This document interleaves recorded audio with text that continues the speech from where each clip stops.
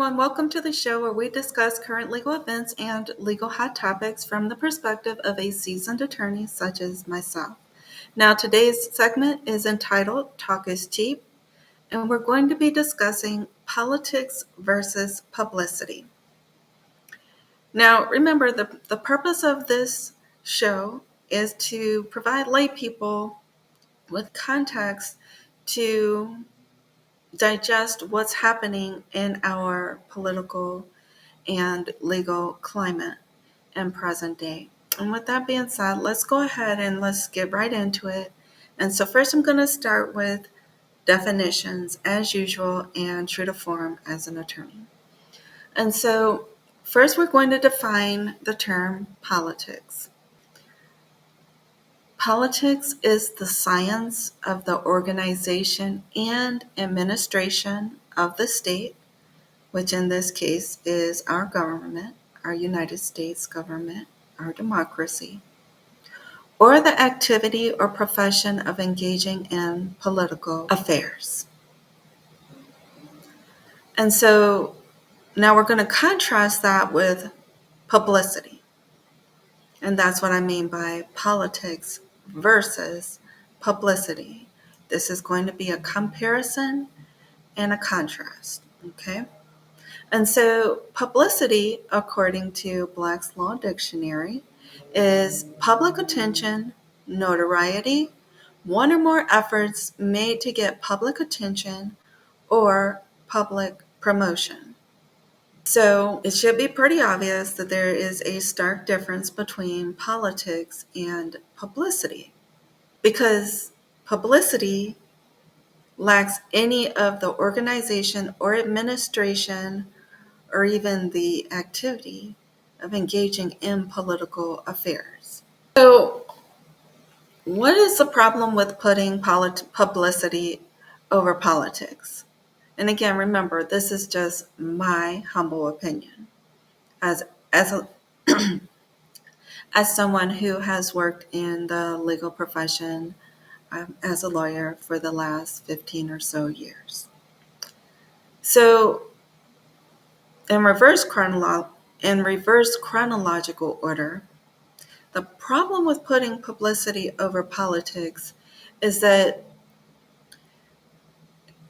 and if you've seen any of my previous episodes, then you probably know that I am a proponent of moderation. And so we don't want to be at any extremes when we are trying to comport ourselves in a manner that is diplomatic and civilized, which is necessary for any type of democratic institution. And so with publicity, we see a tendency towards extreme ideologies. And so an ideology is a system of ideas or ideals, but especially one which forms the basis of economic or political theory and policy. So in and of itself, that's fine. It's the extreme ideology that becomes a problem. And we're going to talk a little bit about that in just a bit. And so two of the most prevalent forms of communication that communicate extreme ideologies are fake news and propaganda. So, what is fake news? I have located a few definitions. Fake news is bogus reporting of usually scandalous matter. And what we consider scandalous outside of the political realm and what we consider scandalous at least from a legal perspective inside of the political and legal realm are two different things. Okay, so we have to put this in context, and so we mean scandalous and scandalous, but considering the context and the time and the place. Okay, and this is relating to our democratic institutions, our Congress, and our state legislatures. Okay, so it's bogus reporting of usually scandalous matter disseminated especially for propagandistic or prejudicial purposes, specifically the spreading of counterfeit, also known as fake, information so as to influence the opinion of one or more others, especially public opinion. And so, right there off the bat, most of us have heard of fake news, and hopefully, we all agree that fake news is not a good thing. Because why do we need news that is counterfeit or fake? So, most of us understand that fake news is bad. The issue becomes whether we all understand when we are the recipients of fake news, okay? And so that's, again, something we're going to talk a little bit more about. And so next we want to define propaganda. Now, propaganda is the organized attempt through communication to affect belief or action, or I'm going to use a fancy word, inculcate attitudes in a large audience. Means to kind of impart and to kind of, push this attitude on a large audience in ways that circumvent or suppress an individual's adequately informed, rational, and reflective judgment. And now this definition actually comes from a political scientist, and this is from an article entitled Propaganda and the Ethics of Persuasion. And this is from the Broadview Press, and it is a 2013 article. So I should say the question is, are we seeing some of our politicians or our public officials who work in our democratic institutions, are they actually putting publicity over politics? And why does it even matter? So before we get into that, I do want to digress just a bit and talk about how our political system is set up. So in the United States, we have a two-party political system. We have Democrats and we have Republicans. That's the way our political system was founded to be. It's founded as a two-party political system. We also have independents from time to time. However, an independent will typically caucus with either the Democrats or the Republicans because, again, we do have our political system is set up as a two-party system. And in our current political climate, uh, independents typically and traditionally have tended to caucus with the Democratic Party. That doesn't mean that that'll always be the case, and it doesn't mean that don't read anything into that. This is just providing you the facts.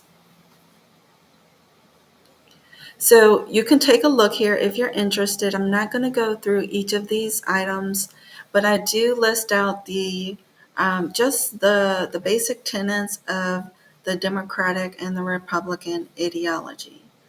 And so um, I will point out that the Democrats' ideology has been fairly consistent over since the 18th century.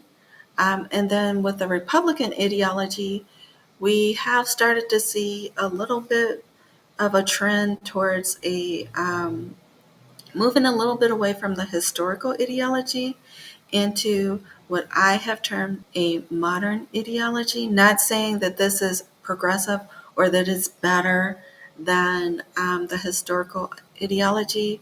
It's just saying, old versus new, historical versus modern. That's the context. That's the context in which I am using that word. Okay. And so hopefully you've had a few minutes to look over the distinctions between the ideologies. And so with that being said, let's take a look at other types of ideologies that are prevalent in our current legal and political system. So other prevalent ideologies in our current political system, or I should say our current political climate, unfortunately include authoritarianism, communism. So the concepts, these are ideological concepts that are kind of breaking through, and kind of you'll see bits and pieces. You're not going to see the Communist Party. You're not going to see a dictator ruling in the United States, but what you will see, if we look closely, is that some of our legislators and some of our public officials may comport and conduct themselves in a manner that is more in line with an authoritarian ideology, and even in some instances with communist or dictatorial ideologies. And so the purpose, again, remember, the purpose of this show is to help lay people recognize what we see in our current legal climate. And so with that being said, let's talk a little bit about what each of these items are, and then we'll move along and discuss how it is, how I believe these these ideologies sometimes tend to show up uh, in our current political system. So authoritarianism, for anyone who doesn't know, this is a strong state government. And when I say state, I don't mean a state, I mean the state. So what we are referring to would be, in this particular instance, the United States, okay? So we're looking at it from that standpoint. However, authoritarian regimes can occur in, at both in our government, since we have a federal government and we also have individual state governments. Authoritarianism can occur at both the federal and the state level. For the sake of this show, we're going to really be focusing on the federal level, okay? So again, authoritarianism is strong state government that enforces strict obedience to the authorities, whoever that may be. And it does not tolerate dissent, in other words, disagreement, and it prioritizes the interest of the ruling government over individual liberties. Okay, so keep that in mind. Now, I'm going to skip over constitutionalism and democracy because we live in a constitutional democracy. And so hopefully all of us are familiar with how that is supposed to work. To sum it up very briefly, it's government of the people, by the people, for the people, right? So now we're going to skip to communism. So communism, in its general form, advocates for a new form of governance whereby the proletariat, which is simply another way of saying the working class, okay? Where the working class owns the means of production and distributes goods based on need. So notice that the focus is on means of production. The production and the distribution of goods. So communism, the best way to describe it and try to make it make sense is to kind of compare and contrast it to capitalism. So in communism, you have collective ownership. In our democracy, which is we have a capitalist system, you will see that there's private ownership. There's no collective ownership. So corporations are owned by individuals. They're not owned by the government. And in a communist regime, the government is actually going to own most of the means of production. Um, not really the people. And the goods will then be distributed to the people based on need. Okay. And so that's why we also see next that communism includes a centralized government, which our government, our democracy is also centralized. So that's one place where we have a similarity, but we diverge on ownership, okay? Because we have private ownership and communism has collective ownership. Um, Communist regimes also are characterized by the abolition of private property, and that goes again with collective ownership, um, which means that individual people, working class people, would not necessarily own property. For example, a grocery store, something that an individual person, like we know that a lot of families will own corporations. We call it a family business, right? Well, in a communist regime, instead of this particular family owning and building this business, the government owns and builds it. So instead of um, you having a family owned grocery store or like what we would call a mom and pop um, store, you would have a grocery store that's actually owned by the government.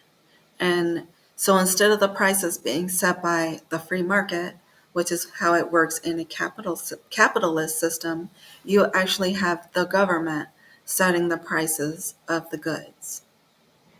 So also in communism, you're going to see the disparity that communism at its core concept is supposed to be a classless society.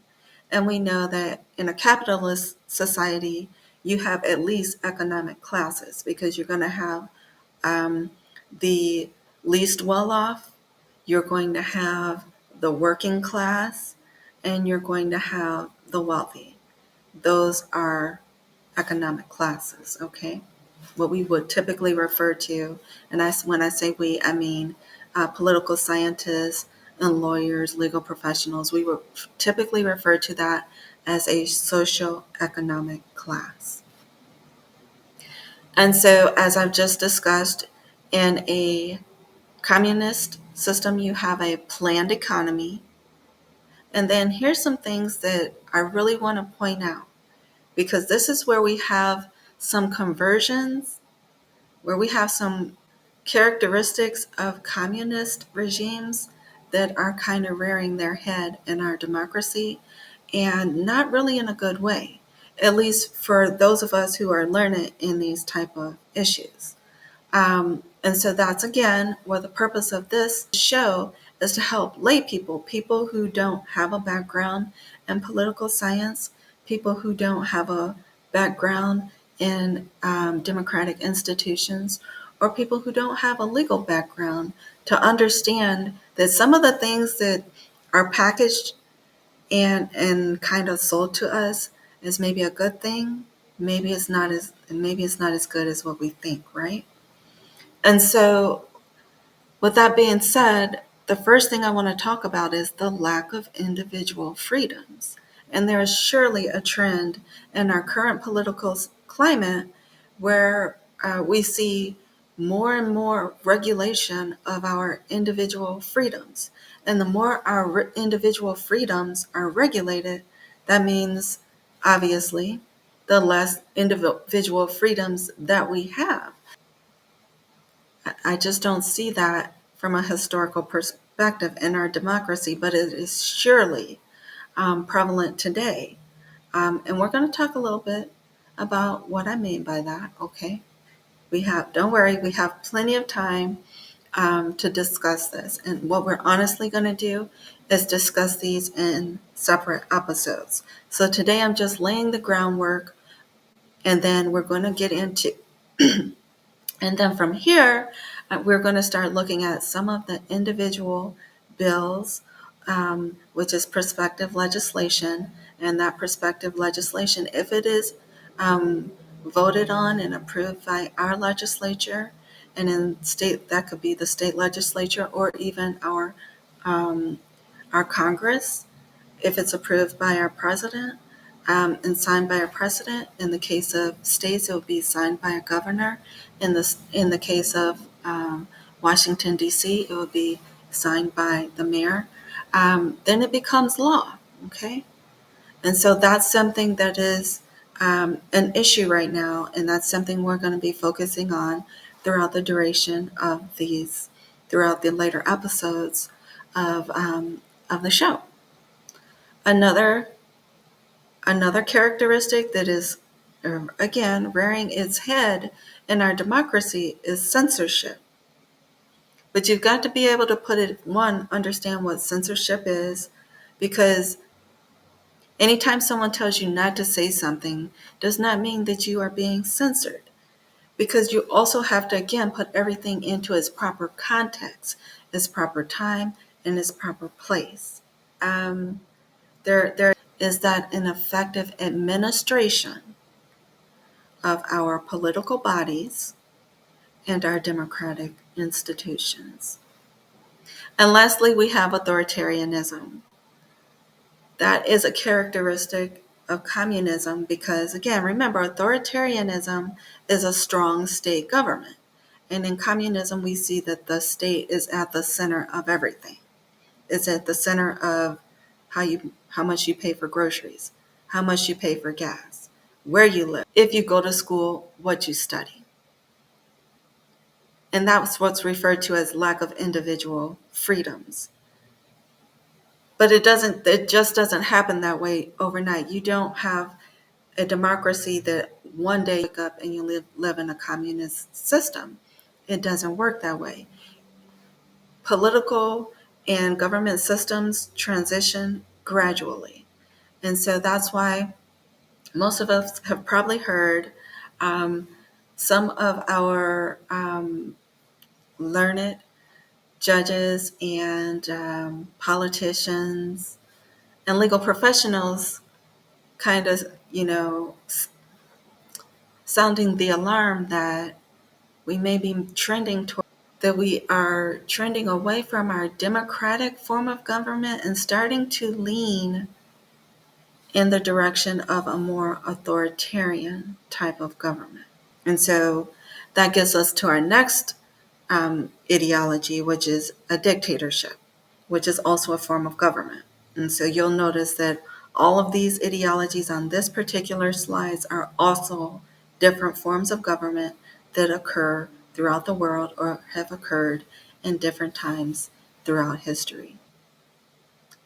So again, an individual, one person who is not held to account by the masses. So it's the converse of what we have. In a democracy, we have government of the people, by the people, for the people. In a dictatorship, you have government by one individual. And there is no accountability to the people, and there's really no election, because the people don't, although the people may inadvertently elect a dictator, once a dictator takes power, elections are typically dispensed with.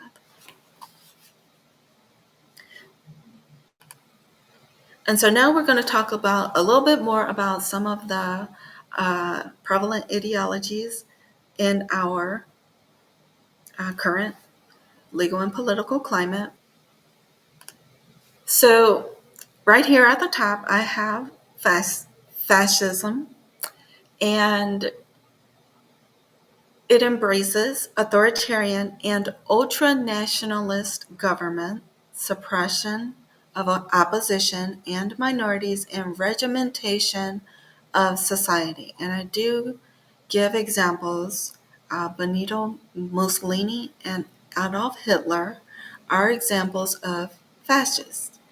And notice that it embraces an authoritarian government, but it also matches it with ultra-nationalist governance. There's all different types of nationalism that can occur in a nation. Okay, so it's segmented, and it can be broken down. And I don't want to go into this any further right now, but just keep this definition in mind, because these are, when we start to actually look at some of the things that are happening in our society, we need to be able to point out the characteristics. So obviously, we're not going to wake up tomorrow and our democracy is not going to become a fascism. It's just not going to happen that way. But what we have to be mindful of is the tend towards certain things, like tending towards authoritarianism, characteristics, tending towards any characteristic that is not that is not a characteristic of a democratic institution. So also I want to talk about some ideologies that are very prevalent, not necessarily in a bad way. So far I've kind of highlighted things that are prevalent, but not necessarily in a good way. So now I'm going to talk about some of the things that are prevalent and have been historically prevalent. Some of the ideologies that have been historically prevalent in our um, democratic institution, in our government, which is federalism. That is built in. Federalism it supports the equal and shared division of powers between the federal government and the regional governments. In the case of our United States, the regional governments will be the state governments. Okay, so that's federalism at a very base level. Okay, we don't want to, because we can look at all of this at a very complicated level. But because again, this is just for everyday ordinary people, we're looking at everything at a base level. Okay, and then we see two concepts that anyone who knows anything about politics should be familiar with: the terms conservative and liberal. Okay, so conservative, and we're going to give a very loose basic definition of those two terms here. Conservatism is divided into social conservatism and economic conservatism. Actually, they both are. I should say liberalism and conservatism are both divided into social and economic counterparts. So you'll have social conservatism and economic conservatism. And so social conservatives advocate for what we like to refer to as traditional values and against social change. And then economic conservatism advocates for free market enterprise. Now, this again is a basic foundation, because we can get into a complex debate about what free market enterprise really means. But again, this is for lay people to help them just understand the basic concepts.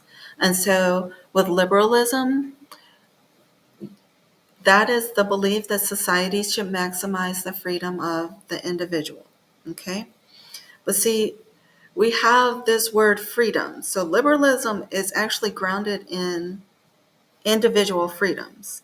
But we have this modern ideology that is kind of changing the way that we view individual freedoms, right? And it comes from a conservative standpoint. Okay, so again, keep that in mind. That's something we're going to discuss another day, another time, another episode. So liberalism includes different versions.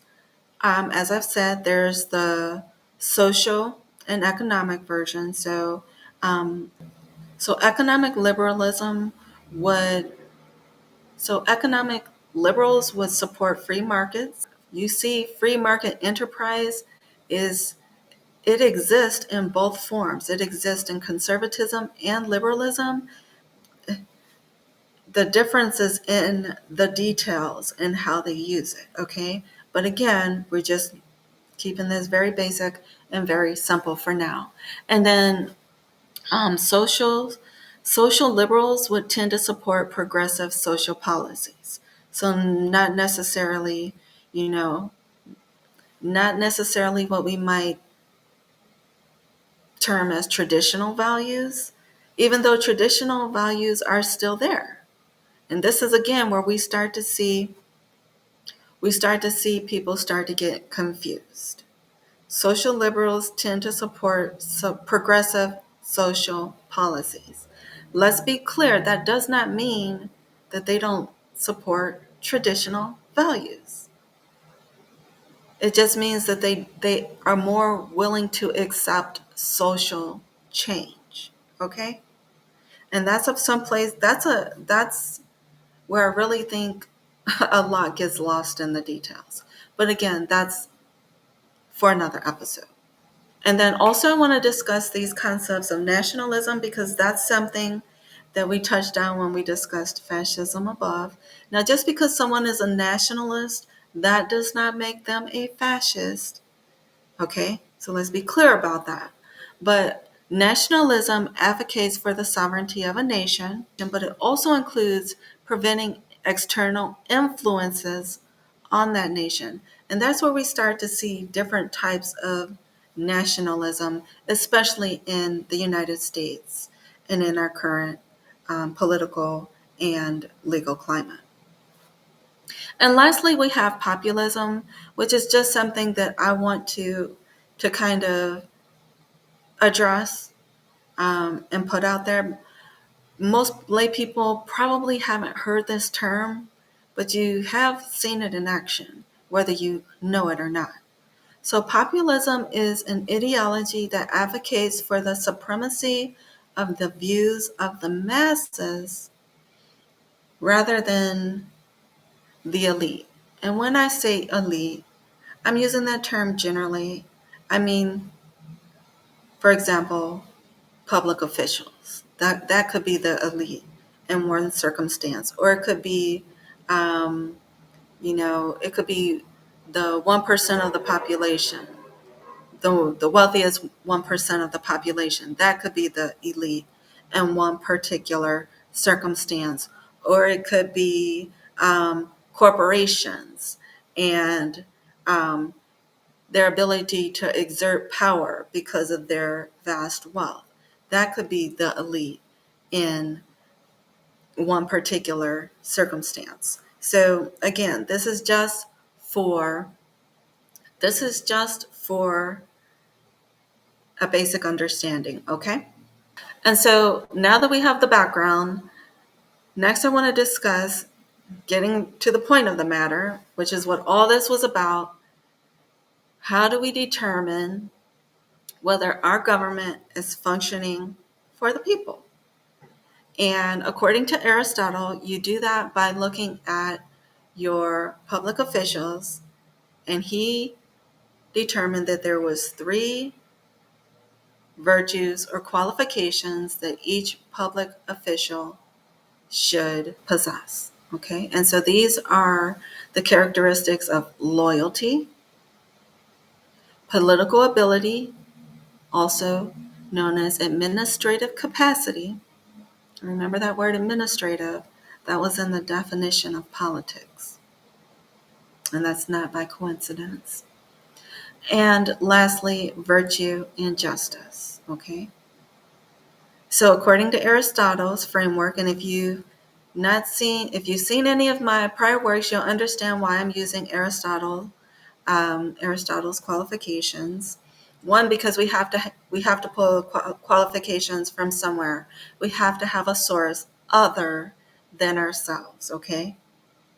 And since we are in the realm of politics, I went and I found a political philosopher, and I am using that political philosophy, okay? Because that's another issue that we see today. We are not just to determine what we think is good and what we think we like and then just run with it. No. We have to have loyalty to our established constitution and our democratic form of government. Because without that, our government will cease to exist. At least it will cease to exist as a democracy. And that's why we've just discussed these different ideologies and forms of government. Because in order to understand whether there's loyalty to our established form of government, you have to understand what other forms of governments and ideologies there are to be able to make a distinction whether there's loyalty to the democratic institution or it's leaning towards other different types of ideologies or institutions such as authoritarian ideologies and institutions. And so then also, again, political ability and administrative capacity. I actually put a quote from Aristotle. This is from his ninth book of the Politics. And it says, those who think that all virtue is to be found in their own party principles push matters to the extremes. I'm not going to say anything further, but go ahead and take a look at the way our government is functioning right now and think really long and hard about this. And people who are at the extremes, how are they getting there? Is it because they're leaning to their own understanding? Is it because they're more loyal to their own beliefs than to our established constitution and democratic form of government? Because these are the things we're going to be discussing in later episodes. And lastly, we have virtue and justice in every government institution. What we'll notice is that in our democratic form of government, it is grounded in virtue and justice. It's supposed to be fair. Everyone gets one vote. That's fair, right? And justice. Everyone has to follow the same laws. That's fair. That's virtue. That's what we mean by virtue and justice. The best way that I can describe virtue in this context is fair. What's fair? So it's virtue and justice, and that needs to be present. The more we lean into other types of government, we tend to lean away from virtue and justice because virtue and justice don't exist in all forms of government. They simply don't. For example, a dictatorship. There's no virtue in a dictatorship. It's not what's fair for the people. It's whatever the dictator feels like. And there's not justice either because the justice depends on what that dictator says justice is, not what is just or what is good for the people as a whole. And lastly, I want to take these characteristics, qualifications, and then talk about how problems arise in our political and legal climate relating to these qualifications. So, the problem with unqualified politicians and uninformed citizens. Unqualified politicians, in and of themselves, is not a problem. Because if our citizens are informed, we simply won't vote for them. So this is a twofold issue. What happened? The problem is when we have unqualified politicians and uninformed citizens. Hence the purpose of this show, which is to help inform the people, the citizens, so that we can make informed decisions. And hopefully, when we make our informed decisions, we'll see that our government becomes less chaotic because we start to elect more qualified politicians, right? So, how do we recognize disloyal politicians? In order to do that, we have to be able to assess what is good for the public as a whole. Okay, when I say the public as a whole, I don't mean a segment of the population. I mean as a whole. Okay, and we must also assess whether politicians lack self-discipline or they simply neglect their duty to the people. Again, these are things that we're going to discuss. And then, how do we recognize a lack of political ability, also known as administrative capacity? And lastly, how do we spot an absence of virtue and justice? And in order to make that determination, we need to know what type of actions destroy and what type of actions preserve democratic institutions. And so, again, remember, today all this was just setting the foundation and the background for when we start to actually look at laws. So what I'm going to really focus on are laws. Not really going to be focusing on individual particular politicians, because that's not what I'm here for. I'm not here to pick apart certain people, even though we might notice that some of the laws that are most problematic may sometimes come from the same individuals, same politicians. And that might be because they might meet some of these characteristics. Some of them may meet one characteristic. Maybe they're just disloyal. Some may be disloyal and lack political ability. And some may be disloyal, lack political ability, and exhibit the absence of virtue and justice.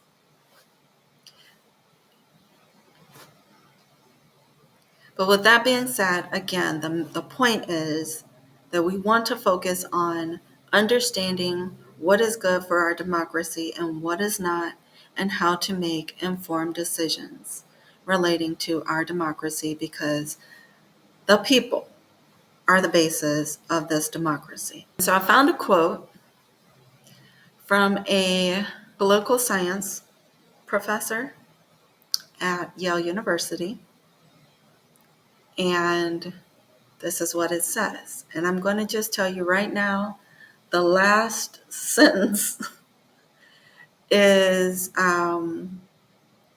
probably going to slap you in your face a little bit.